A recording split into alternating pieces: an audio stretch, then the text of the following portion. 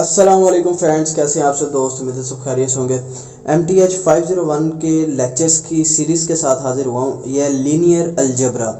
तो linear algebra का मैं ओवरव्यू दे देता हूँ। बेसिकली होता है कि जिसके अंदर हम स्टडी करते हैं मैट्रिसेस को, वेक्टर्स को, इनके आपस में लेयन को, मैट्रिस लीनियर इक्वेशंस को। तो लीनियर अलजेब्रा का मतलब होता है कि लीनियर यानी कि वन वेरिएबल के साथ जो हमारे पास इक्वेशंस गिवन है उनका हम कैसे सोल्यूशन फाइंड करेंगे, उनको हम किस फॉर्म के अंदर लिख सकते हैं। मैट्रिसेस की फॉर्म में लिख के सोल्यूशन फाइंड करें, वेक्टर्स की फॉर्म में लिख के सोल्यूशन फाइंड करें। तो ये बेसिकली लीनियर अलजेब्रा होता है। तो लीनियर अलजेब्रा सबसे पहले जो अलजेब्रा जो है ना वो बेसिकली किसने इन्वेंट किया था, वो इन्वेंट किया था मोहम्मद इब्ने मूसा अल ख्वारिज़मी। ठीक है, ये थोड़ा सा ओवरव्यू है, बैकग्राउंड है जो आप देख लीजिएगा, इसमें से MCQs आ जाते हैं। अलजेब्रिक टर्म जो है वो basically algebraic expression is the term in general a term is either a product of a number with one और मोर वेरिएबल। ठीक हो गया। उसके बाद अलजेब्रा, ये बेसिकली बैकग्राउंड है कि अलजेब्रा क्या है, उसके एक्सप्रेशंस कैसे। ये देखें, ये इसका एक्सप्रेशन है। अलजेब्रा को लिखते कैसे हैं। अलजेब्रा बेसिकली होता क्या है, जिसके अंदर वेरिएबल्स इन्वॉल्व हो जाएं, ख्वाह उसकी पावर 1 हो, 2 हो, 3 हो, तो वो बेसिकली अगर वेरिएबल इन्वॉल्व हो जाएं तो वो बेसिकली अलजेब्रा कहलाता है। मेन वो चीज़ है। लीनियर अलजेब्रा के अंदर हम देखते हैं कि ये जो हमारे पास x की टर्म है, सिर्फ x की टर्म हो, y की टर्म इन्वॉल्व ना हो जाए। अगर y की टर्म इन्वॉल्व हो जाए तो वो बेसिकली कहलाता है एडवांस हो जाता है, वो लीनियर नहीं रहता वो, कि अगर x 1 है तो y भी 1 होगा, इज इक्वल टू y 1। ठीक है, यानी कि एक वेरिएबल की तब्दीली की वजह से दूसरे वेरिएबल में जो चेंज आएगी वो बेसिकली लीनियर होता है। जैसे कि ये पेंसिल है, ये लीनियर है, अगर मैं यहाँ से प्रेस करूँगा तो ये ओपन हो जाएगी, अगर ये मैं प्रेस करूँगा तो ये बाहर आ जाएगी। यानी कि इसके बाहर निकलने का फंक्शन सिर्फ और सिर्फ यहाँ से प्रेस करना है। तो ये एक वेरिएबल है और ये दूसरा वेरिएबल है। एक वेरिएबल की तब्दीली की वजह से दूसरे वेरिएबल में जो तब्दीली आती है, जो चेंजिंग आ रही होती है, हमारे पास जो आंसर आ रहा होता है वो लीनियरली डिपेंड कर रहा होता है। तो इसको हम इसलिए लीनियर अलजेब्रा कहते हैं। तो इसकी एप्लीकेशंस हमारे पास बहुत ज़्यादा हैं। आप ये देख लें, हमारे पास एप्लीकेशंस दी हुई हैं, computer graphics, electronics, chemistry, biology, differential equations, economics, बहुत सारी इसकी एप्लीकेशन है। लीनियर अलजेब्रा को हम बहुत सी ऐसी ब्रांचेस हैं जिसमें हम यूज़ कर सकते हैं। मैथमेटिक्स हो, ख्वाह वो केमिस्ट्री, एनालिटिक, क्रिप्टोग्राफी। ठीक है, तो नेक्स्ट हमारे पास हम लीनियर अलजेब्रा क्यों यूज़ करते हैं, why using linear algebra. Linear algebra is not like algebra, यानी कि ये अलजेब्रा की तरह नहीं होता। It is mathematics of linear space and linear function. Linear मैंने आपको बता दिया, स्ट्रेट। ठीक है, लीनियर फंक्शन के ऊपर बेस कर रहा होता है।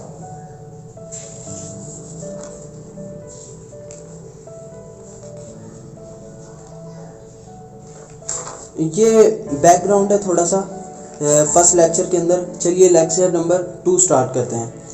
लेक्चर नंबर 2 के अंदर हमारे पास बेसिकली इंट्रोडक्शन टू मैट्रिसेस है और इसका बैकग्राउंड है कि मैट्रिसेस होता किस तरह का है। उसमें इसको हम कॉलम्स कहते हैं, इनको हम रोज कहते हैं। ठीक है, और इसका जो ऑर्डर होता है वो रोज इंटू कॉलम्स होता है, R इंटू C, रोज इंटू कॉलम। ठीक है, और उसके बाद स्क्वायर मैट्रिक्स कौन सा होता है, 4 इंटू 4 या 3 इंटू 3, जिसमें number of rows is equal to number of column आ जाए, वो हमारे पास स्क्वायर मैट्रिक्स होगा। इक्वलिटी ऑफ मैट्रिक्स सिर्फ और सिर्फ उस सूरत में होगा कि जब उनका ऑर्डर भी इक्वल हो और उनकी जो कोरिस्पॉन्डिंग एंट्रीज हैं वो भी इक्वल हो, तो फिर वो इक्वल मैट्रिक्स होगा। कॉलम मैट्रिक्स जिसके अंदर सिर्फ और सिर्फ एक कॉलम गिवन हो, एक कॉलम गिवन होगा तो वो हमारे पास कॉलम मैट्रिक्स होगा। उसके बाद आ जाता है multiple of matrix. Multiple of matrix का मतलब होता है कि multiple of a matrix A is a non zero constant k is defined by k into A. यानी कि हम अगर कोई भी एक कांस्टेंट से हम किसी एक मैट्रिक्स को मल्टीप्लाई कर दें तो वो हमारा मल्टीपल ऑफ मैट्रिक्स कहलाएगा। कैसे, ये हमारे पास a है 1 0 0 1, सॉरी इसको तो मल्टीप्लाई कर ही नहीं सकेंगे, 2 2। ठीक है, इसको हम मल्टीप्लाई करते हैं 2a से, 2 से मल्टीप्लाई करते हैं, यानी कि 2a हो गया ये। तो हमारे पास आंसर आया 2 इंटू 2 4, 0, 2 इंटू 0 0 और 4। तो हमें पता है ये जो नया मैट्रिक आया है ये मल्टीपल ऑफ 2 है, यानी कि मल्टीपल मैट्रिक्स है किसका, ए का। कौन सा, 2 मल्टीपल है ये, 2a है ये, ठीक है। तो इसको कहते हैं मल्टीपल ऑफ मैट्रिक्स। यहाँ पे वो यही बताने की कोशिश कर रहा है कि कोई भी कांस्टेंट है जो कि ए के साथ हमारे पास कोई भी मैट्रिक्स के साथ मल्टीप्लाई हो जाए तो हमारे पास जो कोरिस्पॉन्डिंग नेक्स्ट मैट्रिक्स निकलेगा वो हमारे पास मल्टीपल ऑफ मैट्रिक्स कहलाएगा।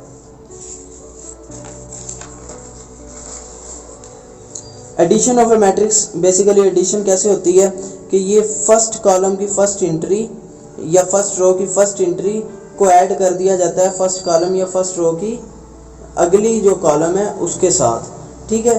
तो ये देखें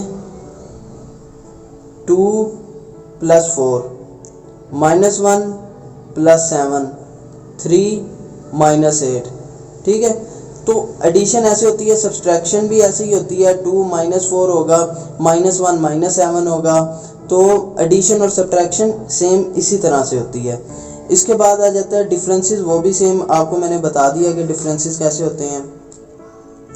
प्रोडक्ट कैसे फाइंड करते हैं, प्रोडक्ट फाइंड करते हैं रोज को कॉलम से मल्टीप्लाई करते हैं, ठीक है। रोज को कॉलम से मल्टीप्लाई करते हैं। इसके लिए शर्त ये है कि नंबर ऑफ रोज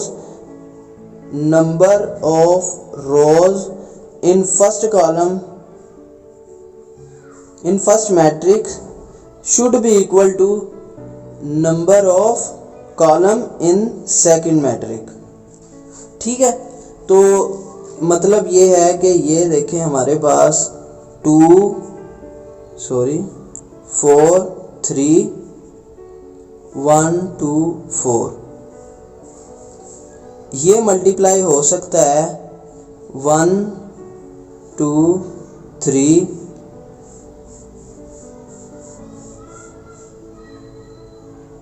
2 4 1। अब ये देखें ये ऐसे और ये इसके साथ मल्टीप्लाई हो सकता है, इसके साथ मल्टीप्लाई हो सकता है। हमारे पास number of rows must be equal to number of columns next, ठीक है। तो ये हमारे पास ऐसे मल्टीप्लिकेशन होती है।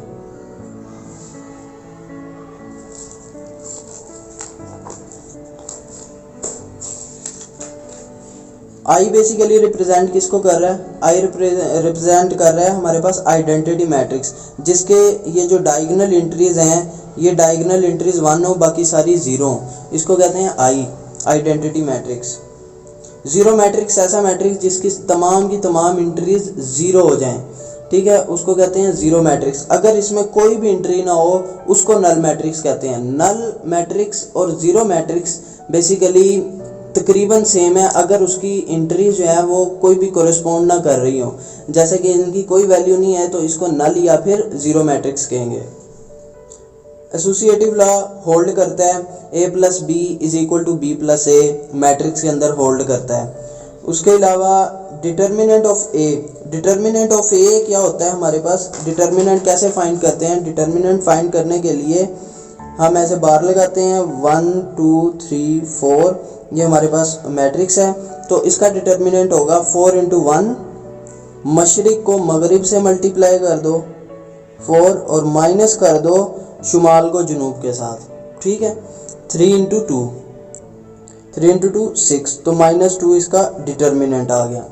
तो डिटर्मिनेंट ऐसे फाइंड करते हैं।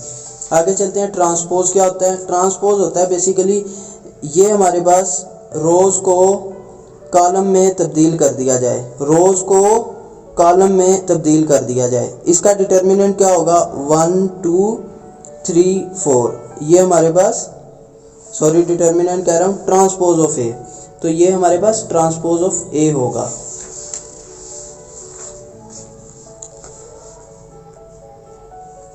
मल्टीप्लिकेटिव इनवर्स क्या होता है, मल्टीप्लिकेटिव इनवर्स होता है कि आपने जो भी मैट्रिक्स लिया उसको उसके इनवर्स के साथ अगर मल्टीप्लाई कर दें तो आइडेंटिटी आ जाए, आइडेंटिटी आ जाए तो वो हमारे पास क्या होगा, उसका इनवर्स होगा।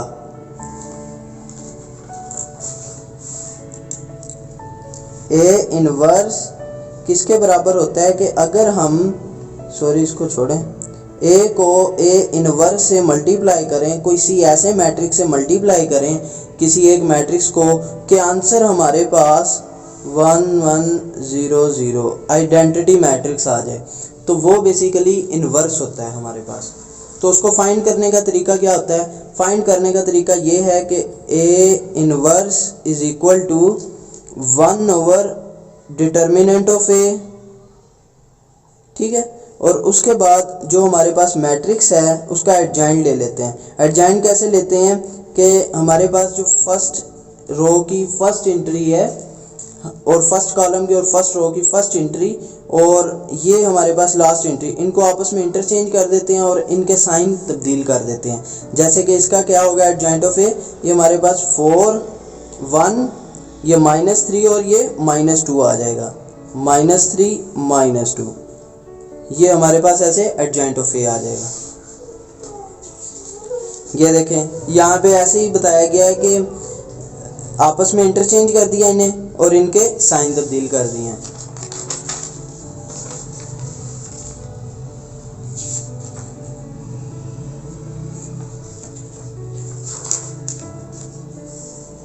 तो ये था हमारा आज का लेक्चर सेकंड।